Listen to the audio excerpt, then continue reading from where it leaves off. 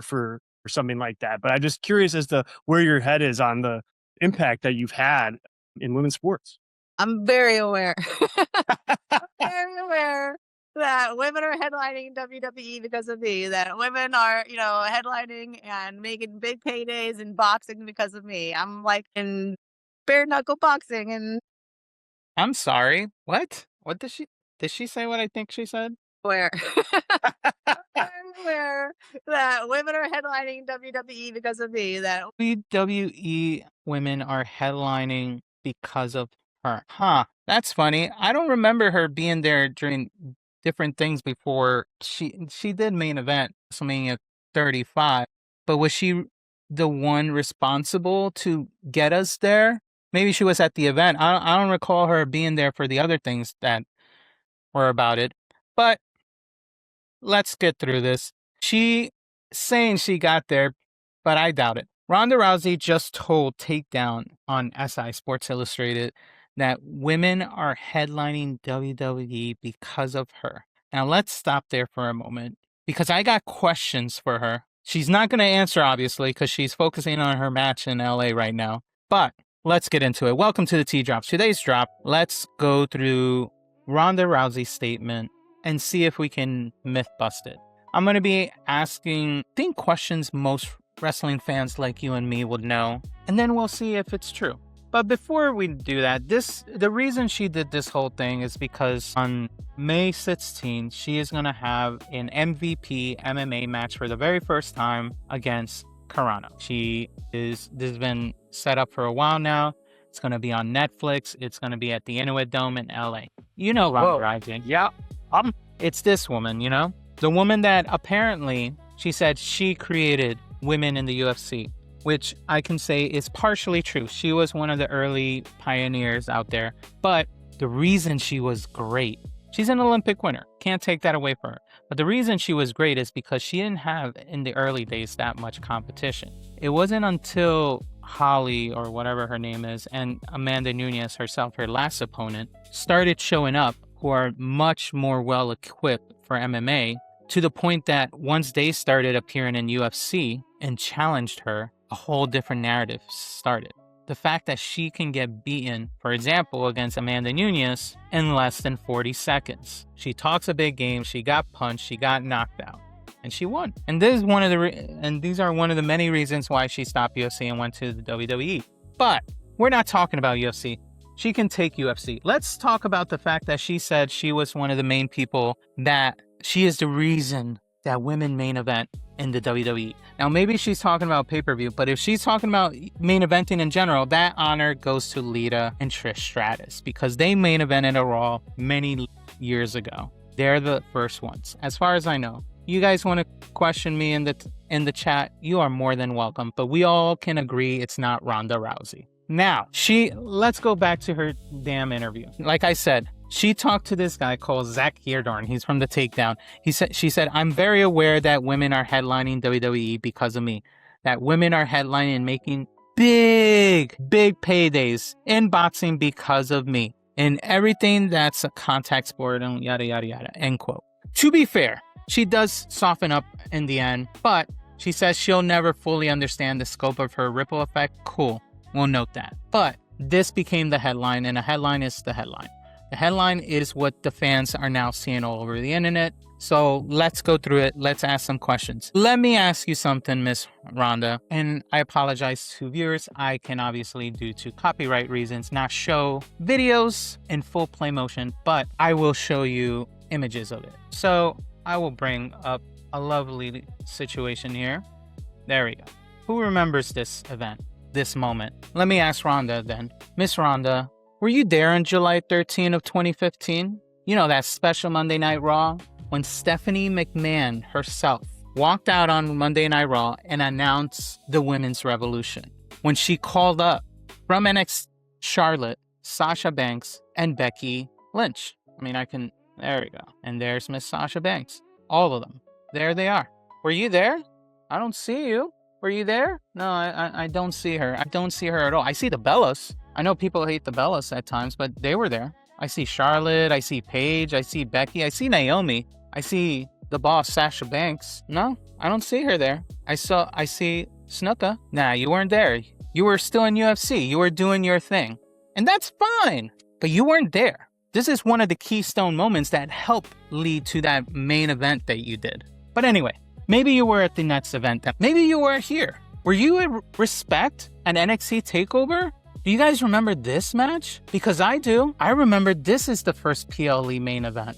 I know it's NXT, and yeah, no, it's NXT. Who cares about NXT?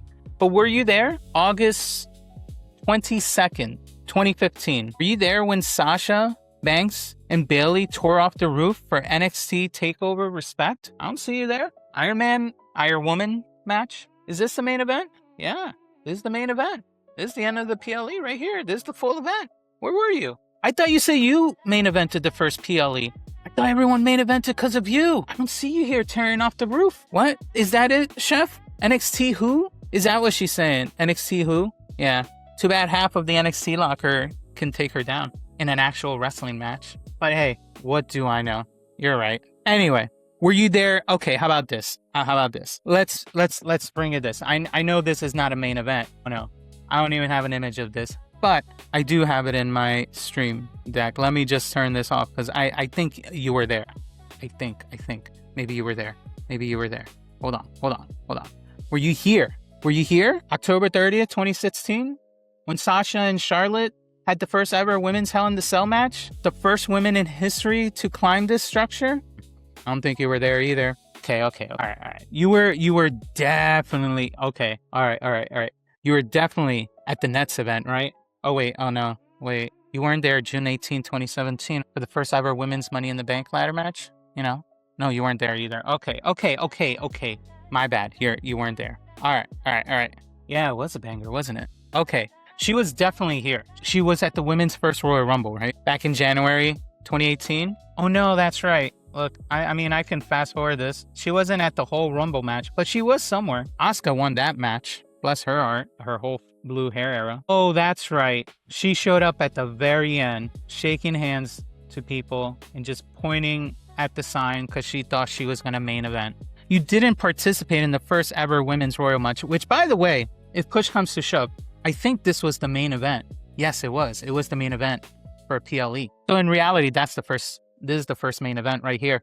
January 18th. Did you actually wrestle in this match? No. Of course not. You showed up at the end, at the closing segment, trying to throw an angle, which honestly didn't amount to anything because you ended up in a mixed gender tag match with Triple H and Stephanie McMahon. And you were teaming up with Kurt Angle. Okay. All right. I'm just going to fast forward through other things. You obviously weren't here. You weren't at the Elimination Chamber because you weren't ready for an Elimination Chamber match. But definitely since you were headlining, you said you were headlining WWE because of you. Were you there when this happened? I didn't realize how bad it was until I looked down and I just saw her bleeding all over the and then we get done and we go to the back and I'm sitting there going like, oh my gosh, like I am in so much trouble. Like this is it. And then Becky was in the trainer's room and I couldn't go in there and, you know, they were checking her out and I was just trying to make sure she was okay. And then I had to go talk to Vince and the producers and they were all quiet, but like talking to each other and not saying anything to me. And I'm just like, going like, and then I just saw it replay like in Gorilla. They had it like on the screen. He was talking to Kevin, like, let me see the footage. They were replaying it from every angle. And I was like, you were definitely here, right?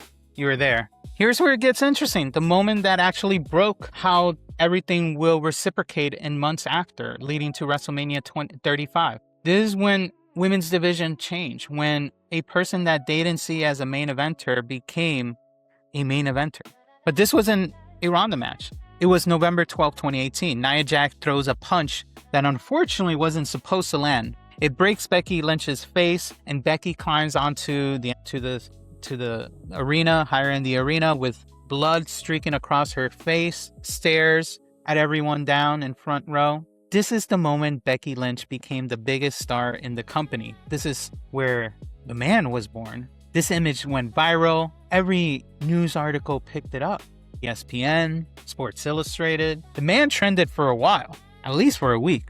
But yeah, you said you ran the main event scene. I guess you're right. Here's where it gets interesting. Let's rewind to 12/27. 27. Let's go here. Somewhere around here.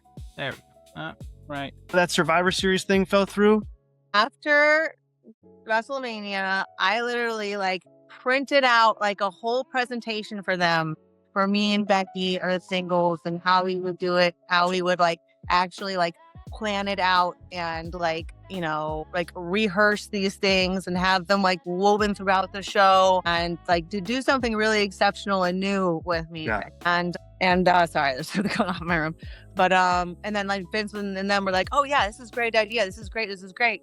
And then I went and had my baby and I came back and they were like, well, we talked about that like a year ago, you know. So they basically bait and switched me. Oh yeah, we love this plan. This like epic showdown with you and Becky that's going to build all year. I wanted to make basically like a bottle episode of something like a final showdown of me and Becky that would be woven throughout the entirety of the show, that would summarize the entire like rivalry and everything for anyone watching it for the first time. So it would be like something that someone could watch and not need to watch everything that came beforehand. It was something that would like sum it up and then deliver the ending, you know? So Ronda herself admit on this interview that WWE bait and switch her on a Becky Lynch single match. She wanted that singles match. WWE protected the program. And why is that? Because Becky was already the bigger draw because of that incident. Ronda just confirmed it on camera. And they're coming from her own mouth. So to me, where does it seem that does WrestleMania 35 main event happens without Becky's incident at when Nia Jax punched her? It didn't create a moment for Ronda. You were standing in the front row while it happened, but it was a moment for her, for Becky. And that's what really pushed it for being a moment. Now, here's the difference. They probably were going to have a match at WrestleMania, hands down. But was it going to be the main event? That's a separate thing. Because if that match wasn't going to be the main event, I would tell you that Kofi versus Daniel Bryan would have probably main evented. And that's probably my hot take. If it wasn't for the man getting big and getting wanted by more and more people, by a sliver of a margin, Kofi Kingston match would have been main event. And they would have relegated maybe to the second to last match. But it was because of this man moment that made it happen, not because of Ronda. Ronda helped, but it wasn't just because of her. Let's get that clear. I'm not trying to take away stuff from her, but she can't take the whole credit. Now, quick note, if you guys are enjoying this, as always, don't forget to hit the like button. It pushes our video throughout the algorithm that is YouTube. Share it with haters, share it with lovers, share it with whoever likes wrestling or likes to talk about wrestling. And if you enjoy this content, don't forget to hit and like and subscribe. Now, let's get back to this. Here's what I want to give her credit for, and I'm going to give it to her to the best way possible, because erasing this would be just as dishonest as her overstating the rest. October 28th, Evolution. Who remembers Evolution? The very first Revolution. Let's rewind that. Okay, here we go. The first ever all-women's pay-per-view in WWE history. 12 years of WWE programming before that moment, and Vince McMahon never greenlit an event like this. He probably never thought of it, not once. He probably would have thought doing, his typical matches that probably put women in a weird position. And if you know, if you were in the Attitude Era. But, and this is but, it is because one, Becky Lynch, not Becky Lynch, one, Stephanie McMahon pushing it. And also, yes, the popularity of Ronda that helped make this event. I can't take that away from her. They were both able to convince the popularity of this potential event. And here's the irony. She did say during the interview that Vince was a crap show, but he was a little crap show that ran Evolution, and that crap show wouldn't have run without her, which is true. I've spoken to some of the women wrestler in this event, and I talked about the main event being Ronda based, and they said it was well deserved. They all agree, the ones that I spoke with, if it wasn't for her, we wouldn't be able to get this opportunity. So props to Ronda and Stephanie for helping get this Evolution event to happen. And I'm thankful that it happened again this past year. So because of both of them, they were able to force Vince's hand. And it's very hard to force Vince's hand to make a decision. So it's one thing to give her. But here's when it comes to the whole thing about main events. Bayley and Sasha in my opinion, Bayley and Sasha are the architects when it comes to the first main event. Charlotte was the workhorse that everyone relied on to make matches great. Becky was the breakout star that sealed on that November date the big evolution that pushed for a main event at a WrestleMania. Became so elevated that Vince trusted the division, the women's division. And Vince only trusted because it made it commercially undeniable. Without her influence in 2018, Vince doesn't run this Evolution show. You weren't able to make Evolution happen. That's period. That's credit given to her. Evolution, 100% on Ronda. But there's a difference between a catalyst and a creator. And this is the part Ronda's statement gets a little bit misrepresented in my opinion. A catalyst speeds up a reaction. That was going to happen with Ronda. A creator starts it from scratch. Ronda was just a catalyst. She wasn't the creator. The reaction was already happening. We had AJ Lee's pipe bomb in 2014. One of the initial points. We had the NXT Women's Evolution in 2015. We had the Divas Revolution call-up. We had Hell in the Cell 2016, Money in the Bank 2017, the Royal Rumble in 2018. None of that needed Ronda. All of that happened without her. What needed Ronda was Evolution, to create an all-women's pay-per-view, something people would have never thought would have happened. What needed Ronda was the commercial proof that an all-women's pay-per-view could move the needle for Vince at that time. That's it. That's her biggest contribution when it came to the WWE. And it's a real one. I'm not minimizing it.